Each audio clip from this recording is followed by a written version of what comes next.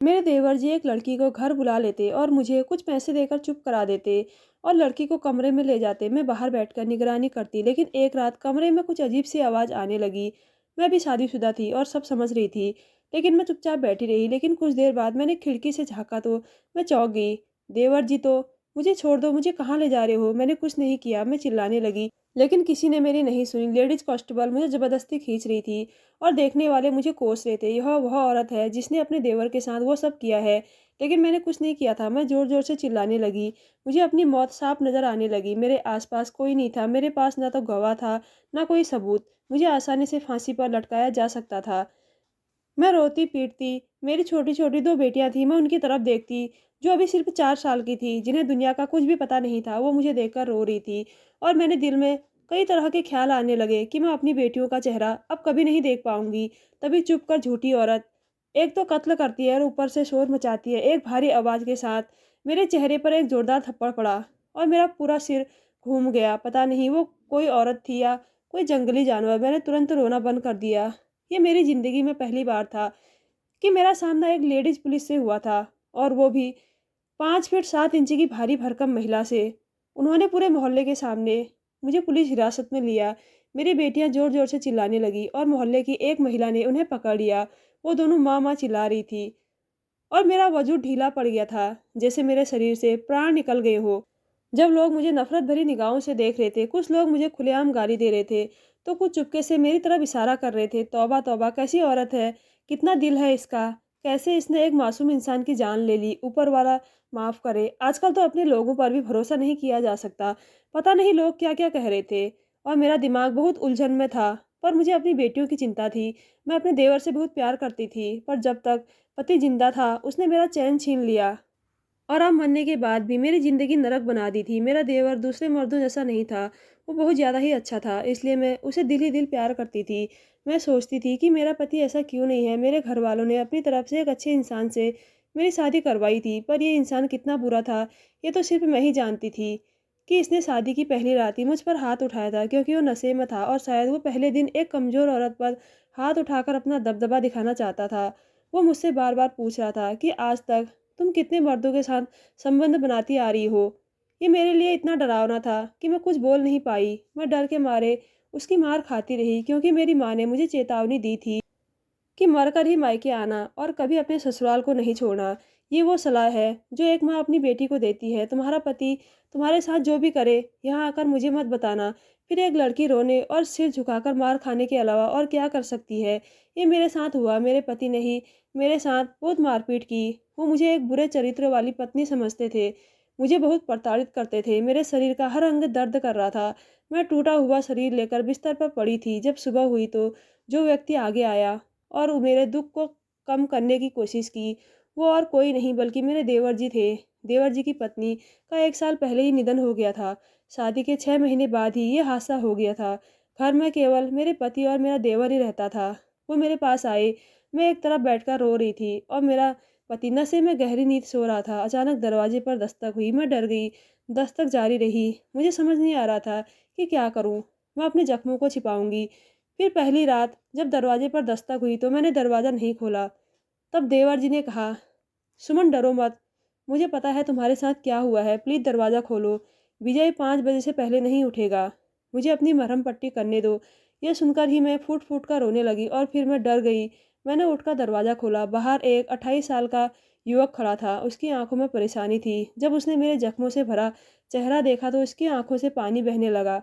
उसने तुरंत कहा, सुमन मुझे माफ़ कर दो, मैं समय पर पहुंचकर तुम्हें नहीं बचा सका। नशे में इंसान होश में नहीं रहता और मैं भगवान से प्रार्थना करता हूँ कि वो उसे ठीक कर दे। तुम यह दवा घावों पर लगाओ और अपने कपड़े बदल लो।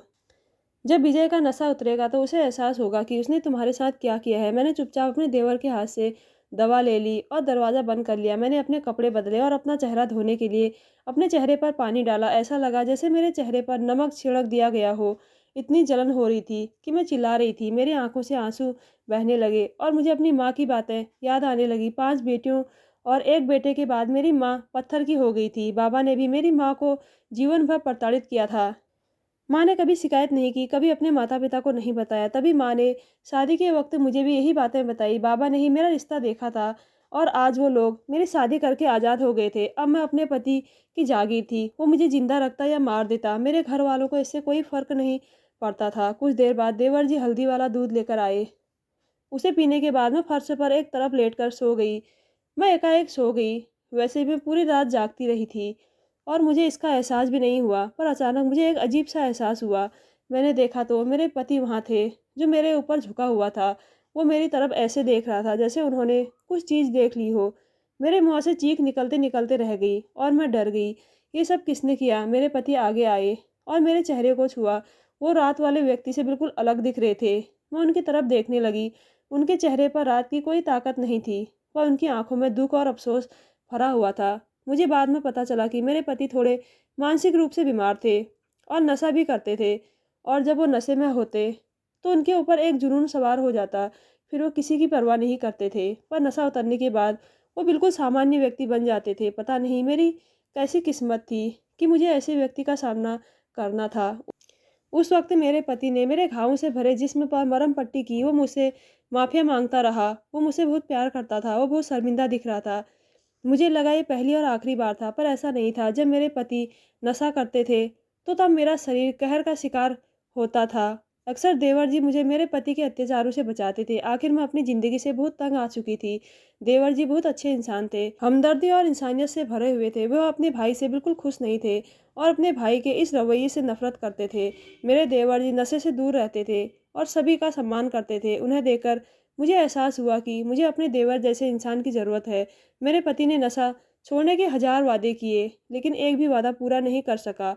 वो कमाता भी कम था और जो भी कमाता उसे नशे में उड़ा देता, जबकि देवर अच्छा खासा कमा लेता था। उसके पैसों से घर का खर्च चलता था। शादी के 4 महीने बाद ही मैं गर्भवती हो गई। पति और देवर दोनों ही बहुत खुश थे।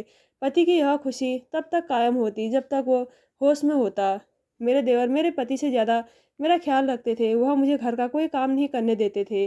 कभी-कभी वह बाहर से खाना लाते और खुद ही बर्तन साफ़ करते। देवर मेरे लिए फल लाते। देवर को देख मुझे हसरत होती कि काश मेरे देवर जी ही मेरे पति होते, पर होना तो वही होता है जो किस्मत में होता है। वह तो मेरी सोच थी, लेकिन देवर जी जैसा पति अब मुझे नहीं मिल सकता था, और न ही मेरी किस्मत इतनी अच्छी हो सकती थी। अगर पति अपने असली रूप में आता तो ये भी ना देखता कि मैं किस हाल में हूँ। वो मुझे मारना पीटना शुरू कर देता। अगर मेरा देवर घर पर होता तो मुझे बचा लेता, और जिस दिन वो घर पर नहीं होता तो मेरी जान को खतरा होता। मेरी रक्षा करने वाले सिर्फ मेरे देवर जी थे, जो मुझे मेरे ही पति से बचाते थे। और शादी का 1 साल इन परेशानियों से गुजारने के बाद मैंने जुड़वा बेटियों को जन्म दिया। मुझे डर था कि कहीं मेरा पति मेरी बेटियों को नुकसान ना पहुंचा दे, या मैं अपनी बेटियों की वजह से उसका निशाना ना बन जाऊं, बिल्कुल मेरी माँ की तरह। जब बेटियां पैदा हुई तो वो मेरे पिता के अत्याचार का शिकार हुई थी। मैं अभी अस्पताल में थी।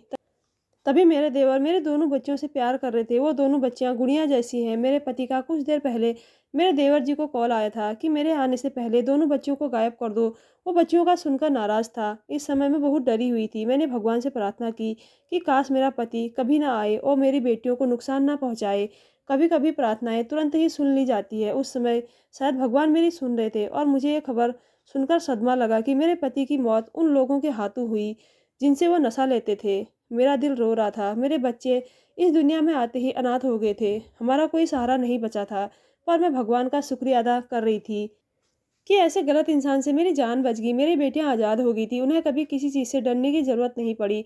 समय बीतने लगा। मेरे देवर ने मेरे और बच्चों की पूरी जिम्मेदारी ले ली।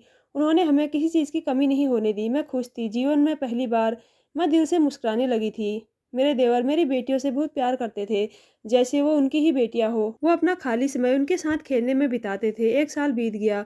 उस 1 साल में मैं एक बार भी नहीं रोई। मुझे मेरे पति एक बार भी याद नहीं आए थे, और मेरी सेहत भी अच्छी हो गई थी। मैं तो भगवान का शुक्रिया अदा करती कि भगवान ने मेरे देवर जी को हमारा सहारा बना रखा था, वरना मैं तो दर-दर की ठोकरें खा रही होती। पर कभी-कभी मेरा दिल डर भी जाता कि जब मेरे देवर जी शादी कर लेंगे तो मेरा क्या होगा, और ये ख्याल मन में आते ही मैं बेचैन हो जाती। मैं खूब बन-ठन कर रहने लगी थी। मैं घबराने लगी थी। मैं चाहती थी कि मेरे देवर मुझसे शादी कर लें, पर किस्मत को कुछ और ही मंजूर था। एक दिन मेरे देवर ने कहा कि वो शादी करना चाहते हैं। मेरा दिल धड़कने लगा। मुझे लगा शायद उनके मन में मेरा ख्याल आया हुआ है। पर जब उन्होंने मोहल्ले की किसी लड़की का ज़िक्र किया तो मेरे अंदर कुछ काँच की तरह टूट गया। मैंने पति के बाद अपने देवर के साथ 3 साल गुजार दिए। उन्होंने कभी मुझे गलत निगाह से नहीं देखा था और ना ही मैंने कभी उन्हें किसी लड़की की तरह पागल होते हुए पाया था। फिर अचानक वो लड़की कहाँ से आ गई? मैंने एक गहरी सांस ली। मुझे उस लड़की से बिना देखे ही जलन हो रही थी, लेकिन फिर अपने देवर जी के चेहरे पर खुशी देखकर मैं मजबूर हुई। मैं खुद इतनी बेशर्म नहीं थी कि कहती मुझसे शादी कर लो, वो भी 2 बच्चों की माँ से। कैसे कहती? देवर ने मुझसे रिश्ता देखने को कहा और मैं देवर की खुशी के लिए मोहल्ले की एक औरत को साथ लेकर रिश्ता देखने चली गई। जब मैंने लड़की देखी तो मैं चौंक गई। फिर मुझे समझ आया देवर जी अचानक पागल क्यों हो गए। वो लड़की बहुत खूबसूरत थी। उसे देखकर मेरे अजीब से जज्बात हो गए थे। एक तरफ मेरे अंदर की औरत कभी सर उठाती तो कभी दूसरी तरफ सुमन जाग उठती, जिसका फर्ज अपने देवर का घर बसाना था। लड़की के घर वालों ने देवर के साथ रिश्ते के लिए हाँ कर दी थी और बात पक्की हो गई कि मेरे देवर जी बहुत खुश थे। इसी खुशी में वो मुझे और बच्चों को शॉपिंग कराने ले गए। मैं हर वक्त यही सोचती रहती कि अगर मेरे देवर जी की शादी हो गई तो मेरा और बच्चों का क्या होगा। ये सोचकर मेरा सिर दर्द करने लगता। देवर जी मुझे परेशान देख बोले सब ठीक हो जाएगा, शादी के बाद भी मैं बच्चों का ख्याल रखूंगा। एक दिन देवर जी घर पर ही थे। उन्होंने अपना कमरा अच्छे से साफ किया, नहाए और तैयार हो गए। वो किसी का इंतजार कर रहे थे। तभी दरवाजे पर दस्तक हुई। देवर जी दरवाजे पर चले गए और जब वापस आए तो उनकी मंगेतर उनके साथ थी। मैं उसे देखकर हैरान रह गई। वो बोले सुमन, यह आज का दिन मेरे साथ ही गुजारेगी, तुम ये पैसे रख लो, किसी चीज़ की ज़रूरत हो तो बता देना। देवर ने मुझे कुछ पैसे सौंप दिए और अपनी मंगेतर का हाथ पकड़कर कमरे में चले गए। पहले तो मेरी अंतरात्मा ने बिना शादी के साथ रहने की इजाज़त नहीं दी, पर मैं क्या कर सकती थी। मेरा पूरा घर ही देवर जी के भरोसे पर चल रहा था और ऊपर से पैसे मेरे हाथ में थमाकर उन्होंने सारे काम निपटा दिए थे। वरना मेरा दिल तो उस लड़की को घर से धक्के मारकर बाहर निकाल देना चाहता था जो मुझसे मेरा देवर छीन रही थी। मुझे इस बात पर भी हैरानी हो रही थी कि मेरे देवर जी तो बड़े शरीफ थे, फिर वो शादी से पहले अपनी मंगेतर से ऐसे रिश्ते कैसे निभा सकते हैं। और फिर वो कैसी बेखौफ और बेशर्म लड़की है जो बुलाने पर दौड़ी चली आती है। समय बीतता गया और ये सिलसिला शुरू हो गया। वो मेरे देवर को अपने साथ लेकर घूमने चली जाती थी। देवर जी अब भी मुझसे और बच्चों से उतना ही प्यार करते थे, पर मैं वो ज़िंदगी जीना चाहती थी जो वो लड़की मेरे देवर के साथ जी रही थी। 1 साल कैसे बीत गया कुछ पता ही नहीं चला। अब मेरे देवर की मंगेतर से मुलाकात कम होने लगी। वो अक्सर आती तो देवर जी घर पर नहीं मिलते थे। अब देवर जी उससे परेशान रहने लगे थे। एक दिन जब वो लड़की आई तो उन दोनों में खूब बहस हुई। मुझे लड़की की आवाज़ सुनाई दे रही थी कि तुम मेरे साथ ऐसा नहीं कर सकते। वो नाराज़ हुई और फिर चली गई। करीब 1 महीने बाद वो लड़की फिर आई और देवर के कमरे में चली गई। मैं खुश थी, दोनों के बीच अनबन हो गई थी। उसमें मेरा फ़ायदा था। दोपहर का वक्त था, पता नहीं कैसे मेरी आँख लग गई। जब मैं उठी तो सोचा कि जाकर देखती हूँ और जब मैंने कमरे का दरवाज़ा खोला तो मेरी आँखें खुली की खुली रह गई। देवर के सीने में काँच का टुकड़ा फँसा हुआ था जिससे खून निकल रहा था। मैंने दौड़कर टुकड़ा निकालने की कोशिश की, लेकिन खून मेरे हाथ पर लग गया और मेरे हाथ उसके खून से रंग गए। और तभी अंदर से वो लड़की आई और शोर मचा दिया। पूरा मोहल्ला इकट्ठा हो गया। वो रोने लगी और बोली, सुमन ने विजय का मर्डर कर दिया। किसी ने मेरी बात पर यकीन नहीं किया और अब मैं सलाखों के पीछे हूँ। मैं अपनी किस्मत को कोस रही थी। तभी एक लेडी कांस्टेबल मुझे पकड़कर एसपी के पास ले गई और वहाँ भी मैं पुलिस अधिकारी को देखकर हैरान रह गई। वो भी मुझे अपने सामने देखकर हैरान और परेशान था। वो मेरा दूर का रिश्तेदार था जो अच्छे दिनों में मुझसे प्यार करने का दावा करता था और शादी करना चाहता था, लेकिन मेरे पिता ने मना कर दिया। उसने कहा तुम यहाँ। वह बहुत तेज़ी से मेरी तरफ बढ़ा और मैं उसे देखकर ही ज़ोर-ज़ोर से रोने लगी और फिर मैंने उसे पूरी कहानी बताई। उसे यह सुनकर दुःख हुआ कि मैं विधवा हो गई, मगर उसने अभी तक शादी नहीं की थी। उसने मुझे विश्वास दिलाया कि वह मुझे न्याय ज़रूर दिलाएगा। उसने मेरे जेठ की लाश को पोस्टमार्टम के लिए भेजा और रिपोर्ट और जाँच के मुताबिक मेरे जेठ की मौत को 2 घंटे बीत चुके थे। उनके हाथ में उनकी मंगेतर का बाल था। उसने जेठ की हत्या की थी क्योंकि वह यह सुनकर सहन नहीं कर सकी कि देवर जी ने उसका इस्तेमाल कर शादी करने से इनकार कर दिया है। वह बहुत रोई और फिर उसने कहा कि मैंने अपना सब कुछ उसे दे दिया और खुद को पूरी तरह से उसके हवाले कर दिया। लेकिन जब वह मुझसे संतुष्ट हो गया तो उसने मुझे छोड़ दिया। मुझे यह सब सुनकर बहुत दुख हुआ। मुझे नहीं पता कि उसने गलत किया या सही, पर मैंने उसे गिरफ्तार करवा दिया और अब मैं जेल से रिहा होकर अपने बच्चियों के साथ हूँ। एक अकेली महिला के लिए 2 बच्चों के साथ गुजारा करना मुश्किल ही नहीं बल्कि नामुमकिन था। कुछ महीनों बाद वही पुलिस अधिकारी जो मेरा रिश्तेदार था, उसने मुझे मिलने के लिए कहा। वो मिलने आया और उसने मुझसे शादी की इच्छा ज़ाहिर की थी, जिसे मैंने स्वीकार कर लिया था। इतनी मुश्किलें सहने के बाद अब मेरे अच्छे दिन आ गए थे, तो मैं कैसे मना कर सकती थी। हर मुश्किल के बाद आराम ज़रूर होता है। तो कैसी लगी दोस्तों आज की स्टोरी? अगर अच्छी लगी तो हमारे चैनल को ज़रूर सब्सक्राइब कीजिएगा। धन्यवाद।